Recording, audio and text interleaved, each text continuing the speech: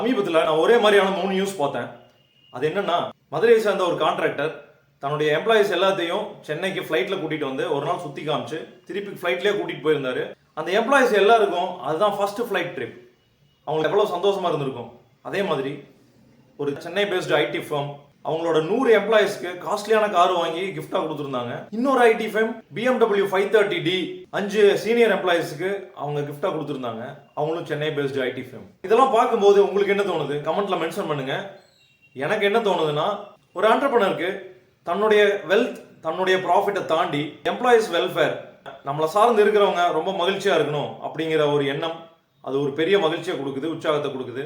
அதே மாதிரி இந்த சொசைட்டில நம்ம என்ன இம்பாக்ட் கிரியேட் பண்ணியிருக்கிறோம் அப்படிங்கிற எண்ணம், அதன் மூலமா அந்த இம்பாக்டை கிரியேட் பண்றதுக்கான ஆக்ஷன்ல இறங்குறாங்க. அது அவங்களுக்கு பெரிய மகிழ்ச்சியை கொடுக்குது. தன்னுடைய வாழ்க்கை பயனுள்ள வாழ்க்கையா இருக்கணுங்கிற ஒரு முனைப்பு, அதுல அவங்க எடுக்கிற முயற்சி, இது அவங்களுக்கு தொடர்ந்து மகிழ்ச்சியை கொடுக்குது. இதே மாதிரி ஆண்டர்பிரனர் எல்லாரும் தன்னுடைய எம்ப்ளாயிஸோட வெல்ஃபேர், இந்த சொசைட்டிக்கு நம்ம என்ன இம்பாக்ட் கொடுக்க போறோம், நம்ம வாழ்க்கை எவ்வளவு பயனுள்ளதா மாத்திக்க போறோம், இதை மூணையும் சிந்திச்சு ஆக்ஷன் எடுத்தீங்கன்னா உங்க வாழ்க்கை ரொம்ப மகிழ்ச்சியாகவும் இருக்கும், உங்க தொழில் சிறப்பாகவும் நடக்கும். சொல்லி அடிங்க. சூப்பரா பிசினஸ் பண்ணுங்க. வாழ்த்துக்கள்.